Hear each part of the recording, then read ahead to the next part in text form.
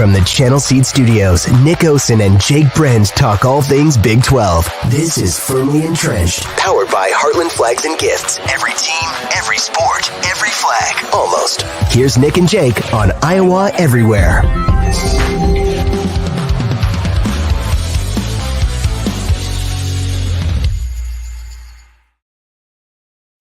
We are in the Channel Seed Studios on a Thursday morning reacting to an undefeated home slate at Hilton Coliseum. I'm Jake Brend. I work for Local 5 Sports. I'm joined by my good friend Nick Osen with 247 Sports. Nick, how we doing, my friend? Jake, I'm doing really well. Kind of a fun change, a little bit more reaction than kind of previewing. Excited about that. Really a lot of impressive stuff to get into. And as you've been saying, man, we're officially in kind of that best time of the year. You know it's a good sign when you have a couple different leads, and we buried one of them. Coming up later in the show, the voice of the Big 12, ESPN's Fran Fraschilla, joins us on the program. So just full disclosure, we're recording this about 9:30 Thursday morning. We talked to Fran 5 o'clock on Wednesday evening. So it's going to be some evergreen Big 12 content, and that'll be coming up about the middle of the show after we react to the BYU game. And then we'll close with talking about the women's team going to Kansas City. Sound good, my friend? Absolutely. Great time with Fran. Great work by Jake to set it up. And I truly think that people all over Iowa and the Midwest are going to enjoy that. It's going to be fun. It wouldn't shock me if Fran had a Heartland flag of the Cyclones in his bedroom like I do right now. Fran is the man. Maybe we should just send him an Iowa State flag from Heartland Flags and Gifts. Yeah. If he finds himself back in Des Moines at all this offseason, he can go in store to 3719 Southwest 9th, or he can just go online, nice and easy, at heartlandflags.com. Free shipping anywhere in the United States, all across the Big 12, all across the country. As always, thanks to our presenting sponsor, Heartland Flags and Gifts. The story of the day, Iowa State beats BYU 68-63. The Cougars were held scoreless for the final 4:24 of the game. BYU led around the 15-minute mark of the second half by 14 points. So Iowa State completes their largest comeback of the season to complete an 18-0 home stretch at Hilton Coliseum. What an atmosphere.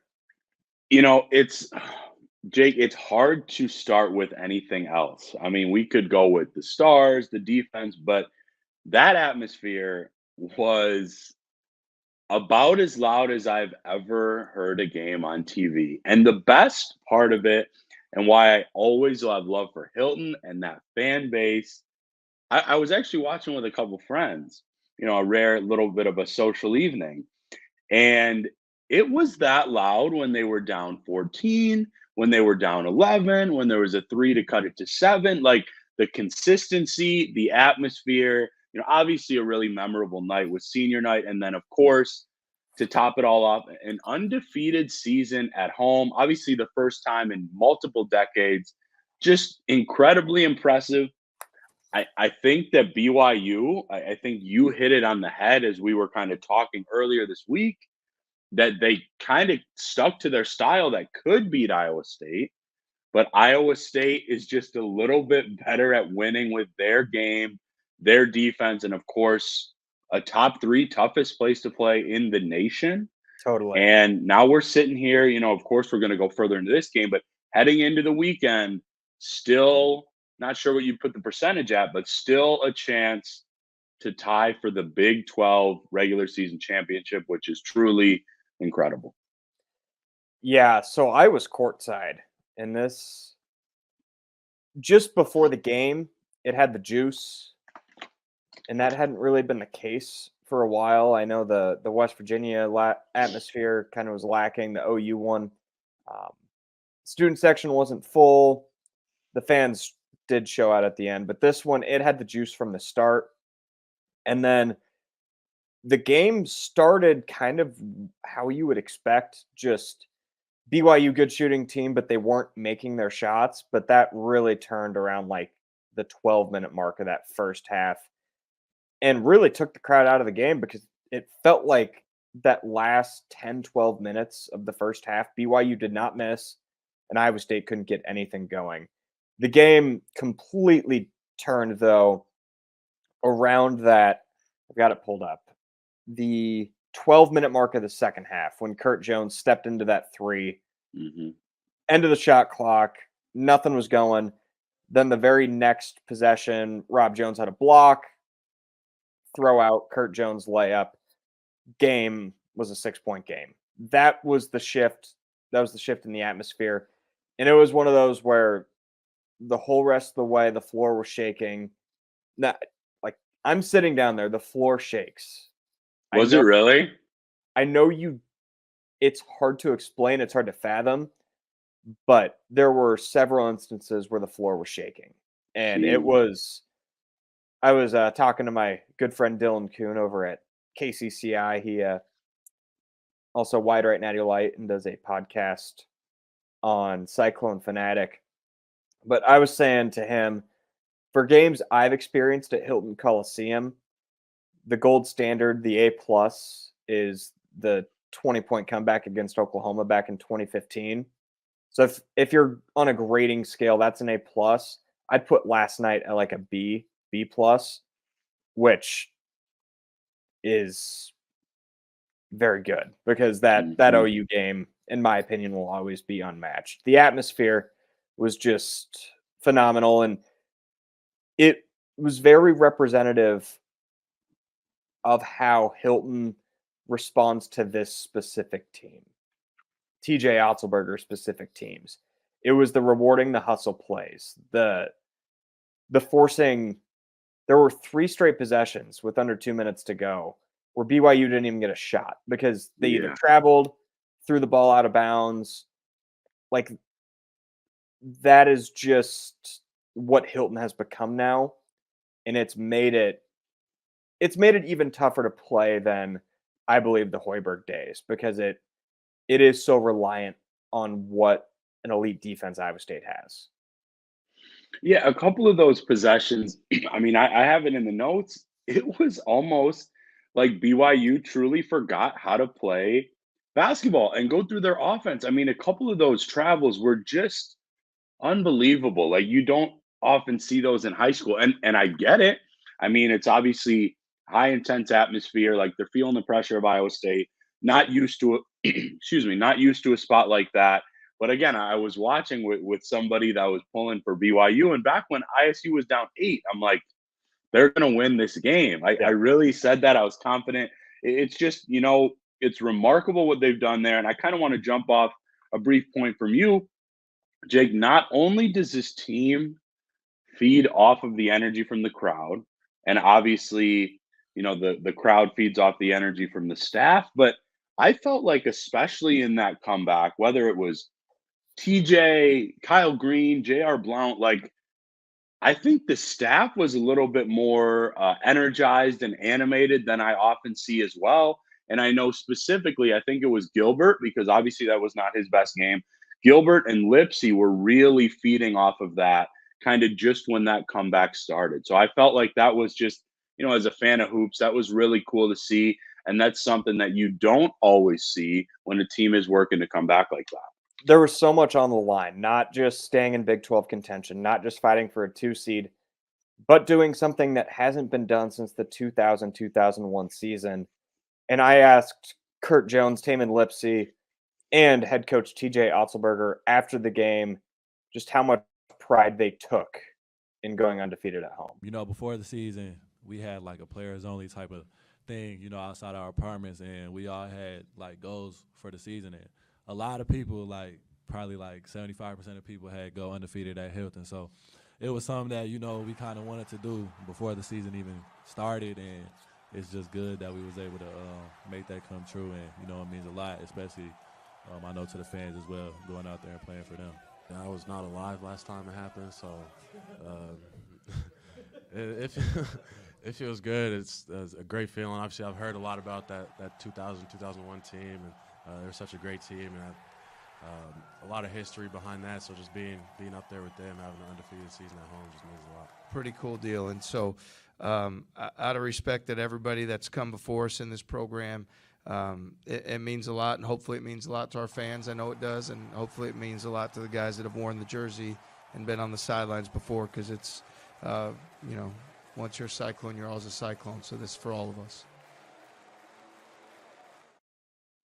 That's pretty cool, and you can just see, it just matters. It's important to them, and that you're probably not going to get that everywhere in the country. Obviously, everyone wants to win, but there's just an added level of pride that you can especially see right there from Otzelberger being here for so long, being a part of those teams. None of those Niang teams went undefeated. Like, they probably should have, a couple of them, but the fact that it never happened, it proves how hard it is to do, and it's really impressive.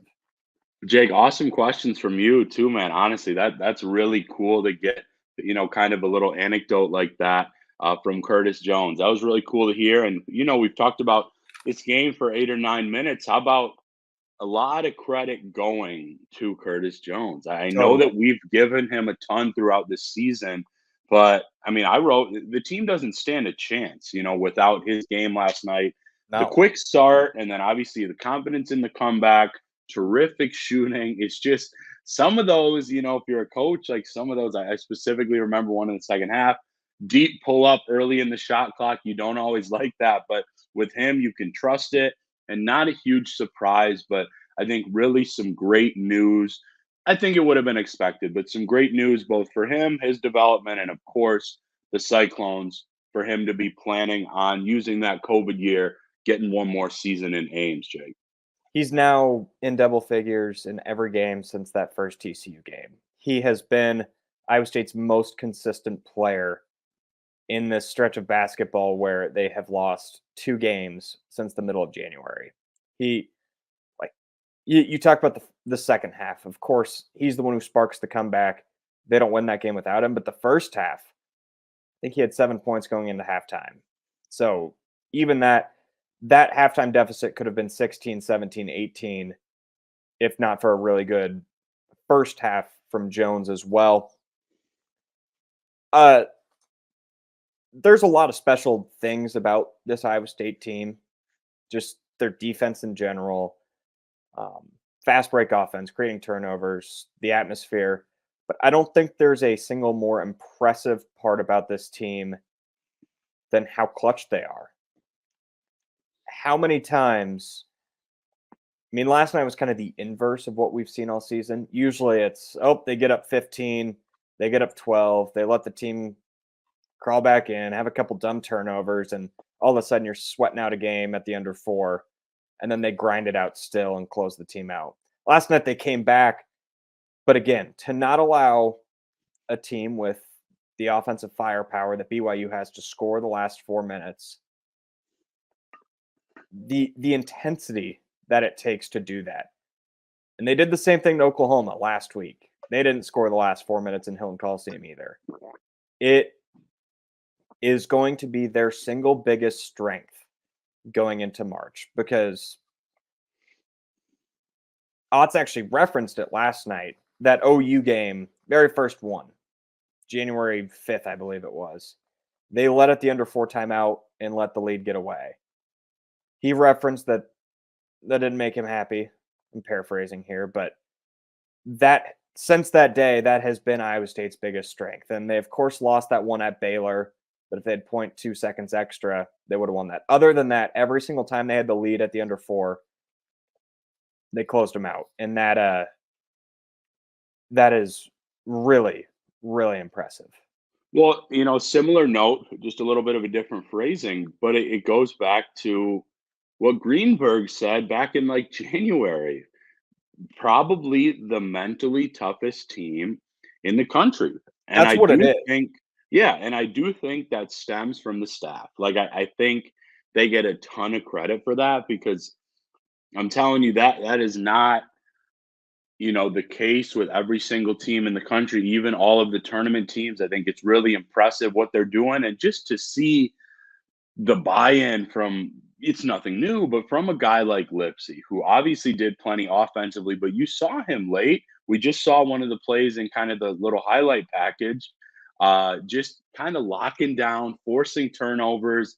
I think Rob Jones is a little bit underrated defensively late in the game. And just overall, you're exactly right, man. That's why on top of the defense, I think that is the reason that these Cyclones could make a run. I also feel like, and I'm guessing you probably feel like this because you called it, BYU did some things that could potentially hurt Iowa State in the tournament. Oh, totally. It shows the team you do not want to see. You do not want to see a 15 seed, bunch of 6'2" guys, 5 shooters on the floor, move the ball, because that's what BYU was doing early. And that's what BYU did in Provo back in January, where they ran Iowa State out of the gym. Their ball movement in that first half, so crisp, so quick. It was beating the Iowa State defensive rotations. Some of that was probably Iowa State's fatigue, but the other part was if you're moving the ball that quick, you cannot keep up. And then their open shooters were canning open shots. That's the recipe to beat Iowa State. Because if that game is on a neutral floor last night, if that's obviously on the road, they're not winning that game. So that's where having the crutch that Hilton Coliseum is helped. But in March, in that first round, in that potential second round, if you run into a team like that, the defensive rotations are going to have to be better. There might have to be some earlier adjustments. Like Milan is great. He hit some really tough shots last night, but last night he just wasn't quick enough to keep up, and that's why there was a lot more Watson in the second half. And I would imagine the coaching staff would be more cautious, I guess, with specific individual matchups if they're just playing a mid-major team that hits 14 threes, because it was hard to watch that last night and not picture a 15 seed. I mean, honestly, like what Fairleigh Dickinson did to Purdue last year. Like that would be how you upset Iowa State. Yeah, I think it's fortunately for Iowa State, I don't think there are a ton of teams out there that could do that offensively and get some stops, just because I like some of what I'm seeing from the offense, specifically from some of those clutch players. But you're exactly right. And I give you credit because we talked off air and I'm like, yeah, I think Iowa State's going to win comfortably. And, you said that it'd be a close game and it certainly I was. thought they would Obviously, lose. needed a comeback victory. Yeah. Yeah, the first team that comes to my mind that I would not want to see if I'm Iowa State is Creighton. Like, if Iowa State's a 2, Creighton's a 3, you better hope they either get upset or you're not in the same region as them, because they seem like BYU on steroids. Yeah. I've watched a lot of Creighton. I love the Big East. So, I mean, we all know March is all about matchups, but at the same time, a 15 or a 14 seed, wherever Iowa State ends up, those are the teams that Iowa State beat by 35 or 40 3 months ago. So if Iowa State plays a B- game in March, no matter what those other teams do, they should still be able to win comfortably. But, Iowa State fans love strapping up their nut cups, and it was hard not to watch that first half last night and be a little afraid of what I guess could happen in March. But what I do think, on top of just the intensity picking up in the second half, I think it just did show that maybe Iowa State, along with being physically fatigued, was a little mentally fatigued and maybe overcame that barrier in the second half, the mental fatigue, that is. And that could be more important going into an important stretch of basketball. Like, just a guy like Tamin Lipsey, he's obviously injured, or not injured. That's probably not the right term. Hurt, banged up. Banged up, yep. Didn't have a good first half. Didn't really have a good first 10 minutes at all. Maybe the best second half of his Cyclone career. He hit 3 threes in the second half. One of them was a pull-up in transition. Imagine being a time traveler from March of 2023 and telling yourself that with all the momentum, Lipsy pulled up in transition, hit a 3. Like, that's a testament to how hard that kid's worked. That's a testament to how important Iowa State is to him to do that. He finished with 18 points, 6 rebounds, and 5 steals, and of course, kind of that forced turnover with 12 seconds left.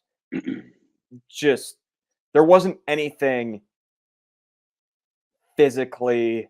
There wasn't like Kawhi Leonard, where he was just more physically imposing. That was 100% dedication and effort, and that is what makes Iowa State so dangerous in March to potentially make a run. Before, we get into some other topics and people get to listen to Fran, just real quick, because this will be our show before. What happened Saturday in Manhattan? I think they win. So Iowa State plays before KU in Houston. So Oztelbeger said last night they're approaching it like it's the Big 12 championship. They're approaching it that if they win, they get a share, no matter what happens down in Houston. I don't think K-State's very good. I think Jerome Tang has maybe lost some focus on his team, his locker room, and that's going to be a motivated Iowa State team for all the reasons I just mentioned, but then also what happened in Ames a month and a half ago. We all saw what Coach Oztelbeger thought about that. We all saw what the fan base thought of that. I think it'll be a raucous atmosphere that Iowa State will show up for. And yeah, I think K-State's going to show up too because they're going to treat it like a Final Four game. I was going to say, I think that atmosphere is actually going to be pretty nuts too. They're coming off of getting just rocked on national TV against Kansas. They've got NIT position to jockey for. Yeah, jeez. I think it's going to be a close game. I really do. I'm curious what the spread comes out for, but yeah, I'm not picking Iowa State to lose. It'll be Iowa State by 4.5. I'm not sure I have all year. 4.5? That's my guess. Okay. I'll take the under on that, but I do think Iowa State. You could go to the Jake Brend Sportsbook, but that'd be a waste of your time. Go to the DRF Sportsbook if you're a resident of Iowa. All right, let's send this thing over to ESPN's Fran Fraschilla. After that, it's about 25 minutes. We'll be back and close with some Big 12 women's hoops. Now joined by the voice of the Big 12 conference in basketball, the best conference in basketball, Fran Fraschilla. Fran, thank you so much for joining us. How are you today, sir? Doing good, Jake. I'm doing great. Great to be on with you and Nick. Nick and I, we go way back. We've got a great story to tell, but it's really cool to be on. I love talking Big 12 basketball, obviously, and if it segues into what you guys are most familiar with, which is Iowa State basketball, even better. So glad to be on with you. Fran, thank you so much, for taking the time. Like you mentioned, just for the people that don't know, really incredible story. Obviously, like anybody that watches and follows college hoops, big fan of Fran. I became a huge fan because of your draft coverage, Fran. The international guys saying, he might still be a year away. You were the expert for that, without a doubt. Fast forward about 6 years ago, I'm a fresh 20-year-old in New York City. Never been there, never been out east. Finished covering the tournament. I was covering my alma mater, Wisconsin. I missed an Uber ride, Jake. I'm freaking out, man. I'm a little anxious. I don't know the area. And on the street corner, around, I think it was 6th, and Fran will know, 30th, 31st, I missed my Uber, but I see Fran Fraschilla, and I tweeted it as our producer, Aiden, is showing. Sometimes missing an Uber pays off. Just met the one and only Fran Fraschilla, truly an incredibly kind person. Yeah, right in the middle. Really ironic about that is right in the middle of Manhattan. I mean, who would have thought? You know, we would have had a better chance of meeting in Manhattan, Kansas, Nick, than you know, we could have talked about Farmageddon. You know, we could Yeah. have talked about that. But we had a better chance of meeting in Manhattan, Kansas than we did in Manhattan, New York. And so it's great. It's great. Follow your career. Obviously, I saw you early in the year when I was in Hilton, and it's great to be with both of you guys, Jake. So that's where I want to start. You're everywhere. Yeah. Whether it's Norman on a Tuesday night, Ooh, Waco boy. on a Saturday, Yeah. planes galore, airports everywhere. Just how awesome and honestly exhausting is this time of year for you? Well, it's both. It really is. It's awesome because I get to do something, Jake, I've loved my whole life. You know, I've never had a real job. I spent 23 years as a basketball coach at the D1 level. And then the last 21 years, believe it or not, because I started really young. I don't look that old, but I am. But I've been around basketball my whole life. And to be at ESPN and cover the Big 12, which happened organically, by the way, because when I went to ESPN, I think in 03, 04, I did some part-time work in 02, 03, the year after I left coaching in New Mexico. 03, 04 was when I really started full-time. And when they liked what I was doing and they were going to give me an assignment, we were living in Dallas, which is where my wife's hometown is, and they stuck me on the Big 12. And, you know, I didn't know from Manhattan, Kansas or Ames, Iowa or, you know, places like that. And just, like I said, organically, it's become like part of my life. And I go to Waco now. I go to Ames. I go to Lubbock. It's really good to see that people appreciate what I do and how I cover the league, because I really have tried to give every team in the league its fair share of attention, even to the point where BYU and Cincinnati and Houston are making those fan bases, I hope, feel a part of the league even quicker because of the way I cover them. The conference has, of course, grown. Just, Yeah. I mean, obviously in teams, but in stature, it's pretty widely regarded as the best basketball league now. Yes. When do you think that happened or maybe started? Well, you know, the Big Eight was a really good league. Even when I was a young coach in the 80s and 90s, I'd turn on Big Monday, watch Johnny Orr and Norm Stewart. And I always had a fascination with that league because it's in the middle of like I'm a history junkie. And I spent 8 years coaching in Ohio, and I love America. I do. I'm a patriotic guy. So I used to love the idea on a Monday night you could see Nebraska play Iowa State or KU and Missouri. And so I followed the league, and it was big. Jake, in 2002 or 3, the Big 12 had 3 top 5 teams. You know, Oklahoma with Kelvin Sampson, Rick Barnes had great team with TJ Ford, and then Kansas, of course, you know, had Collison and Heinrich. So the league's been really good for a while, but I really love the way the league has grown even more. And I honestly think that ESPN, you know, we've had great coaches and players. That's the key. That's the first thing. Great fan bases. But I think we honestly helped build the league because we told, and I really take a little bit of credit for this. And I don't want it to be a humble brag, but I was the one that wanted to tell you about Buddy Hield when he's a sophomore, or this great point guard Monty Morris. And hey, you're going to love watching George Niang play. And I also, and you know, Kansas fans don't like this all the time, because I love KU. I mean, I know it's a rivalry with Iowa State, but I love the whole KU tradition, Dr. Naismith, you know, the whole deal. But I learned early that there were other fan bases in the league besides Kansas. And so I've tried to give the league its due. And remember, you had Brent Musburger, Holly Rowe, Ron Franklin, and John Sunbold before us. Bob was Schusen, now John Shambi, Rich Hollenberg, Chris Patola. So I think we've really all helped build the league because of the coverage that we give it, you know, on every given Saturday and Monday. Fran, I think, you know, going off of what Jake said, you talk about trying to cover it fairly, and I can tell you better than anybody, you really do such a great job. You're wearing the Team USA shirt right now. I remember, Jake, I got some time with Fran at Team USA last summer when I was checking out Omaha and Milan.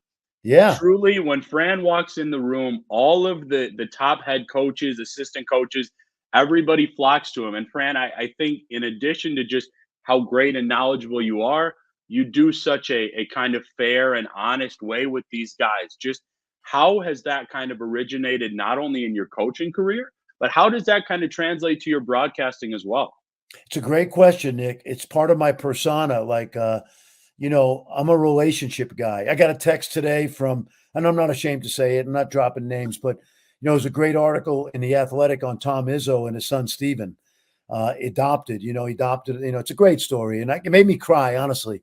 And Tom and I have known each other literally since 1980. We were young, really young coaches. Think about that. I mean, 1980, that's 44 years ago. Jeez. I was 21, by the way. I was gonna say you knew him since you were 10 or so. Yeah, really. No, he was an assistant coach at Northern Michigan. I was at New York Tech as a volunteer assistant, as a senior in college, and we met in the Division II quarterfinals up at Northern Michigan, and we've been friends ever since. So I guess my point is, to your point, I have a lot of relationships that I've cultivated partly because I've been a coach, and so I think they trust me. But I try to get to know the fan bases. I'll see people at Provisions a lot. Man, I'm getting hungry now. Was it fan bases or students or the players?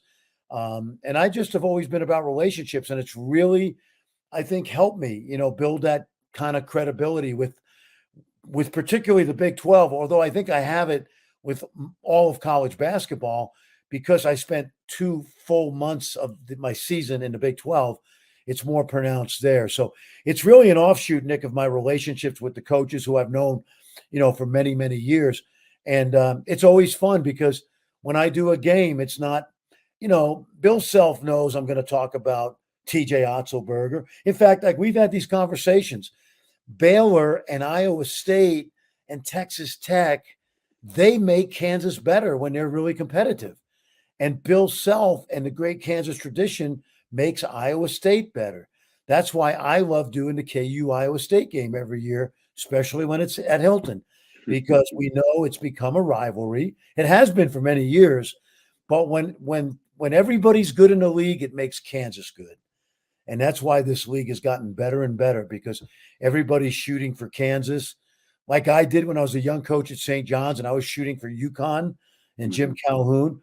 Bill Self's made the league better and the league's made Bill Self better. And I try to chronicle those things, talk about the players, the coaches, and the fans.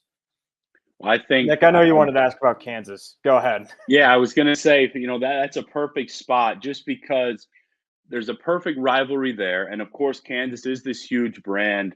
Now, Yep. Fran, obviously they've had some lumps this year, but they are now healthy. I'm just curious, now that they've got kind of that very high level, clean 6, 7, maybe 8-man rotation, likely 7, what kind of damage can you see them doing both in KC as well as really March Madness? Well, it's a good question, Nick. They're starting 5 when they're healthy. It's as good a starting 5 as there is in the country. And that includes UConn, Purdue. But Kansas doesn't have depth. And they've got, Timberlake played well on senior night. That's a good sign, certainly. They're, like you said, probably a 7-man rotation. This will be the worst year Kansas has, first of all.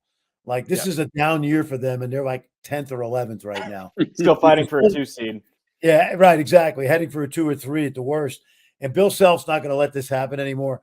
They really swung and missed. He'll tell you they swung and missed on some incoming freshman recruits, transfers, Arterio Morris. That did not work out. That was a kind of a fiasco.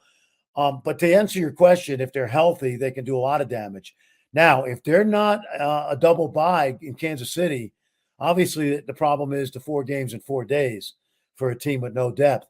But you put them in a region in the NCAA tournament with a Thursday, Saturday, or Friday, Sunday with a full day off in between, and these 10-minute TV timeouts that seemingly they have in the tournament, I think they can do damage. But you got to get Kansas now because this is probably the worst team he'll have.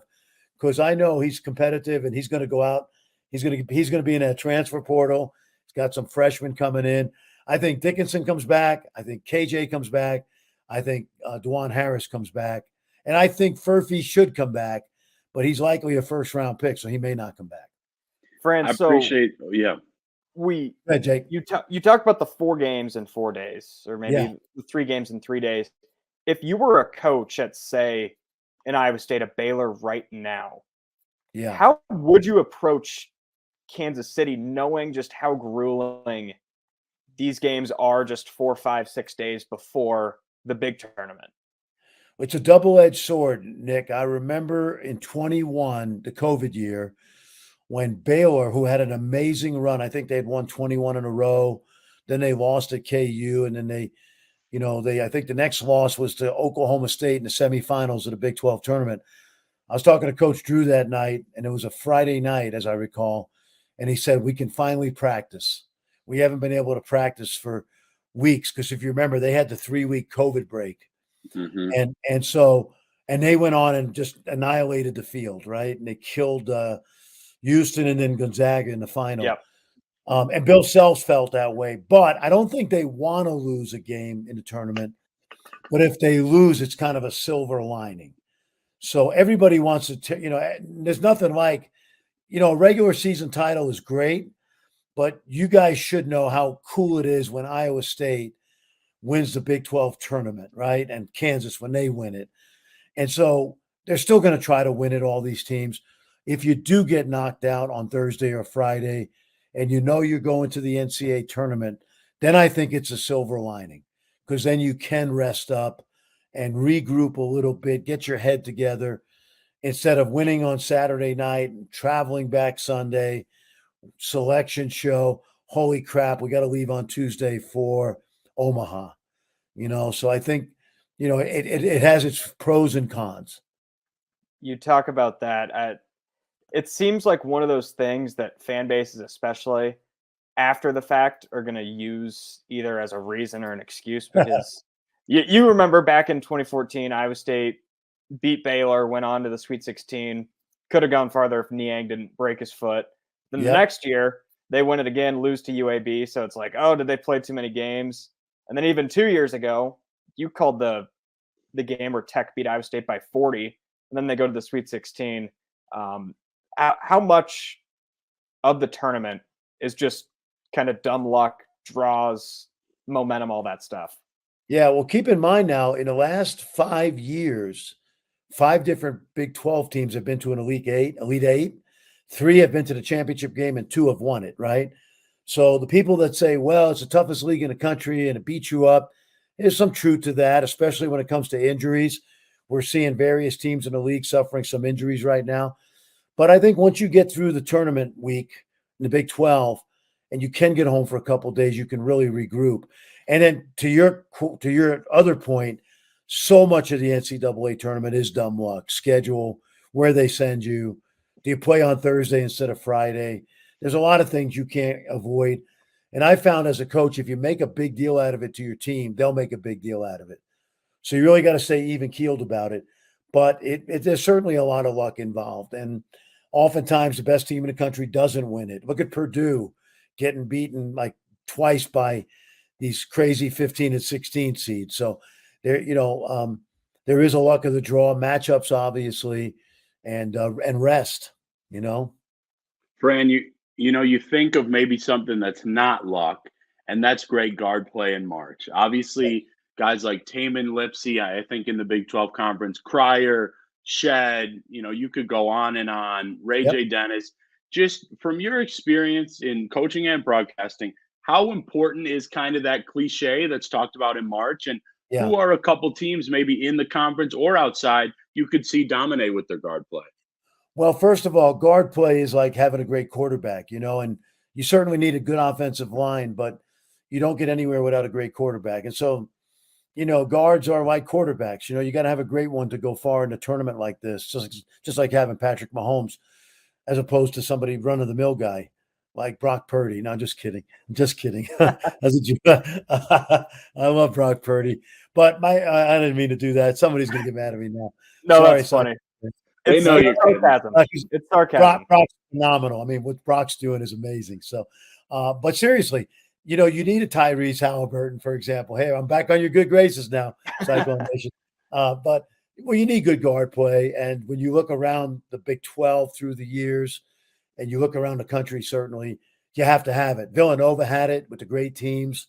Baylor had it. I mean, those 3 guards were as good a 3 guards as we've ever seen in this league at one time. Shed and Cryer certainly are there. When DeJuan Harris is playing well, he's got it.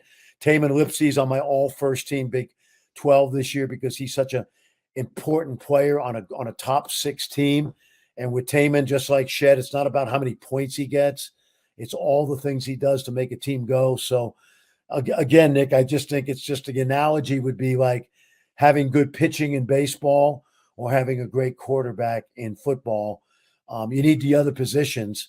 You need Big Rob energy, and you need Monchilovich making some threes, but you got to have a great player in the backcourt. And I think honestly, what's really helped Iowa State since January has been a development of Keyshawn Gilbert, not only as a scorer but as a second ball handler, to give Taman some rest. And in the event of an injury like at TCU, although the last 5 minutes of that game was dicey, right? It was like nail biter time.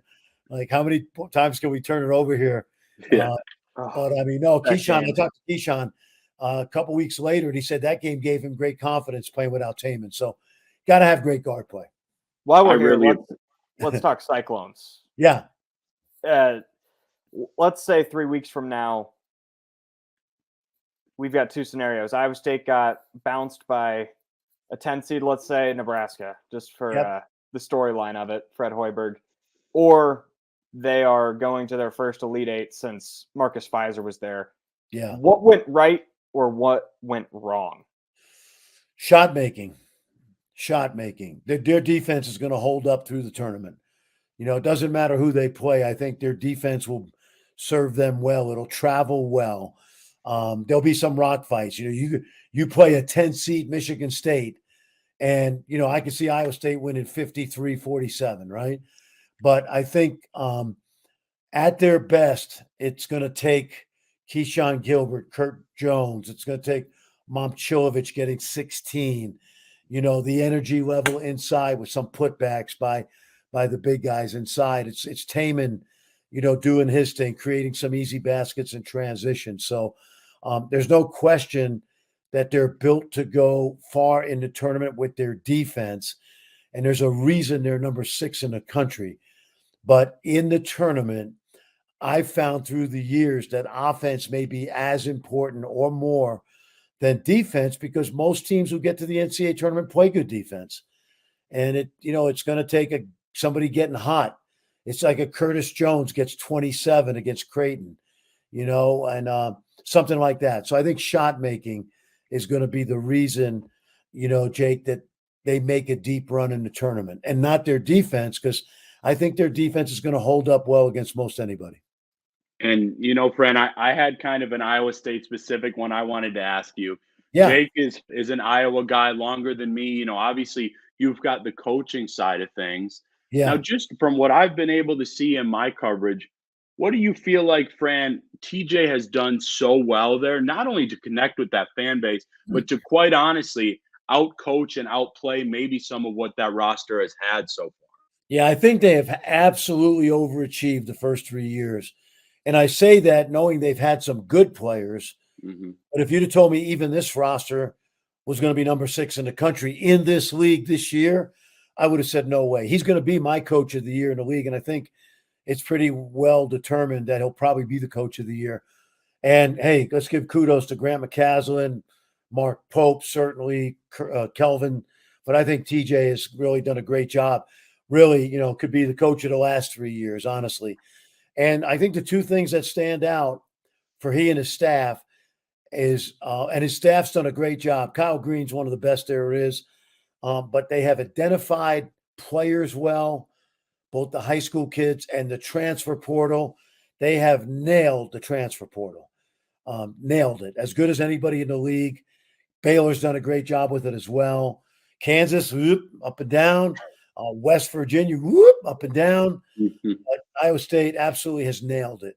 So that's the first thing. And then the commitment to being not a good defensive team, but a great defensive team. The way they practice every day, the way they're committed to it, the way they put the time in, the way they look out for each other. It's almost like they're playing with 6 defenders. So those 2 things, the fit with the transfers and a couple freshmen, and how they have, They've been great. I mean, think about who they've had, and then the idea that they have become one of the 5 best defensive teams in the country the last 3 years. In a with 365 Division I teams, they have easily been top 5 defensively, and that's a heck of an accomplishment.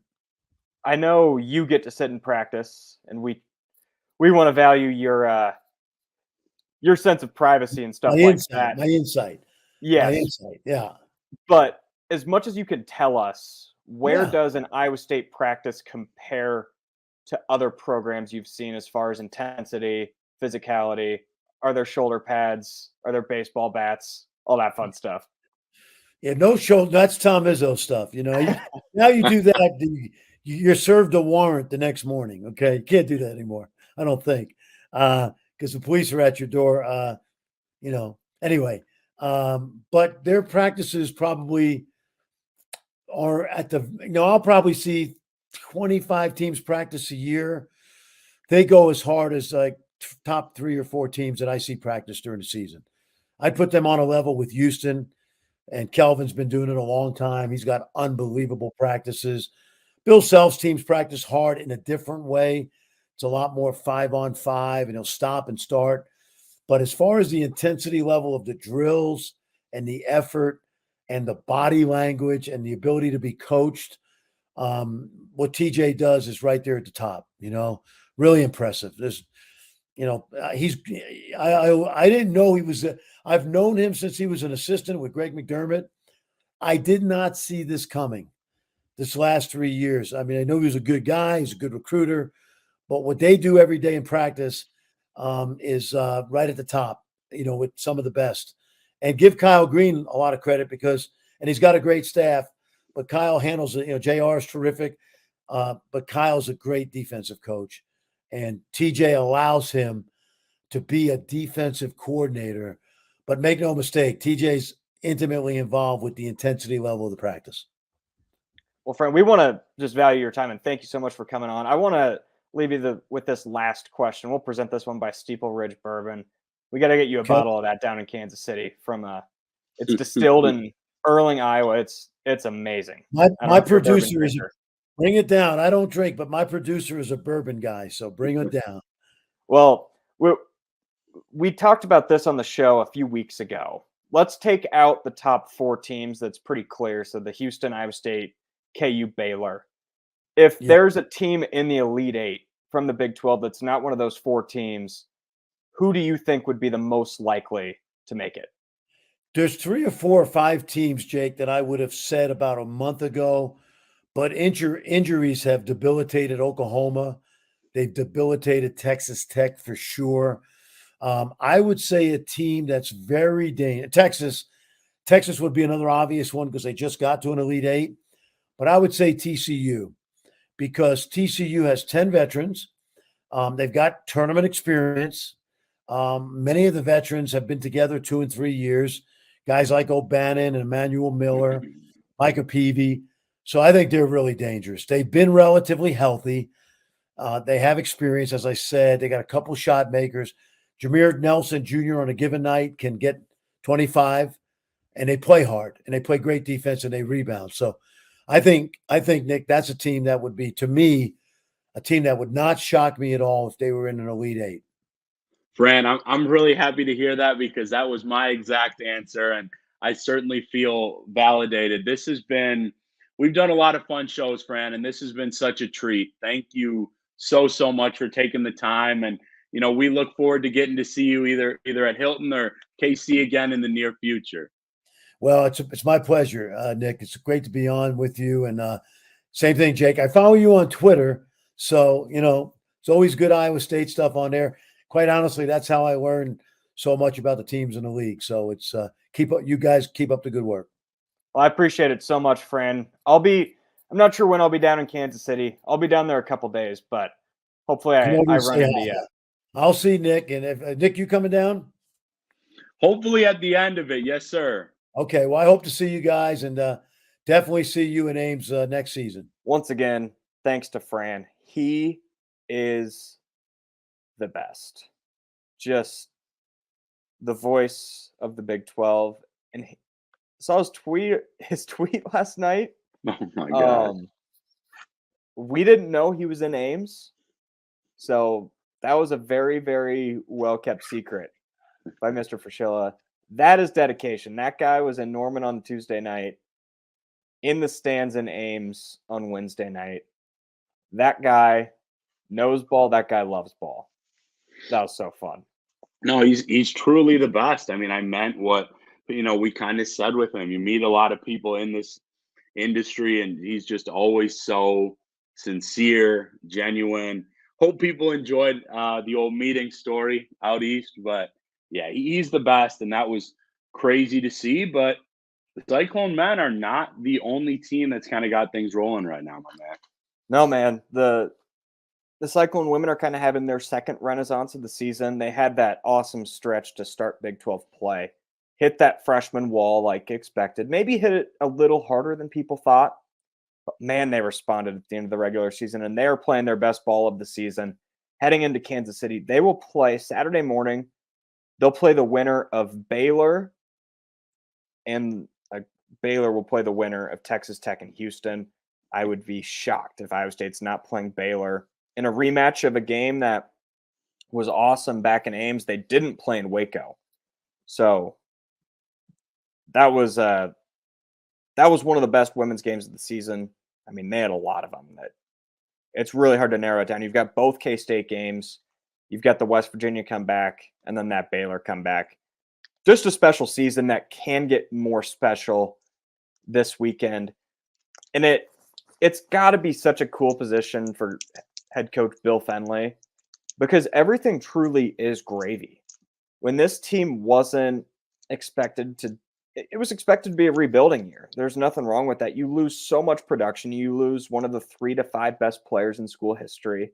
You lose 2 key transfers in the portal. Like, it doesn't matter how talented this freshman core was. Everyone thought and expected a rebuild, and it went way ahead of schedule. So you head to Kansas City, you get 2 games off, and you get to play a team that you've already beaten to go to the semifinal and potentially final.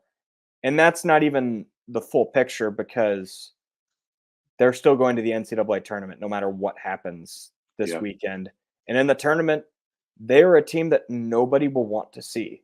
Who wants to show up and see Audie Crooks? Nobody. Because not many teams in the country have a post that can even bother her, let alone shut her down. So if they're a 10 seed and they take down a 7 seed, that's a 10 seed that no 2 seed wants to see. Same thing with an 8-9. That's an 8-9 team that no 1 seed wants to play. And I guess my point is, it truly is all gravy, because no matter what happens, as long as that core comes back, it's going to be a special 2, 3, 4 years in Ames, because like this core has the potential to, this team has the potential to open up next season as a top 10 team in the AP poll. Yeah, I think next year personally is going to be kind of the big year, because the development has already been there for some of these young stars. A lot of credit and congratulations for obviously the all Big 12 honorees, all conference freshman team. I personally, I think, so I love what you said about the big tournament. I think that Iowa State actually has a pretty decent chance to get to the conference championship game. For the Big 12 conference tournament. I think they probably fall there. And then, yeah, I like them to win a game in the tournament. You mentioned Crooks. There's kind of that, kind of that fun focus of just playing with nothing to lose. We know the talent's there. I don't really see the moment being too big. I'm not going to pick them to go crazy far, but I do think that they win at least a game in the March Madness. Yeah, in Kansas City, obviously we'll have time to preview March Madness more, but in Kansas City, I think they'll take down Baylor, and then they'll probably fall to Oklahoma. That's just, we saw that matchup in Ames. Obviously, Iowa State was in probably their biggest rut of the season then, but OU's just a bad matchup for Iowa State. But there will be more Iowa State fans at that tournament than any other fan base. So that plays a factor. It played a factor last year, and it led them to winning the Big 12 tournament. It'll be a fun trip down there. They make the championship. I should be down there for work. I think that's what the schedule says. But this weekend I'll be down at Arch Madness most likely on Sunday. Most likely watching the Drake Bulldogs. But it's that time of year, man. We are in full throttle. It's no sleep till April 9th, 8th? April 8th. Thank you so much for joining us. It was a fun show. Huge win, huge guest, and a huge month ahead. Stick with all your coverage right here on Firmly Entrenched in Iowa Everywhere from the Channel Seed Studios. This has been Firmly Entrenched.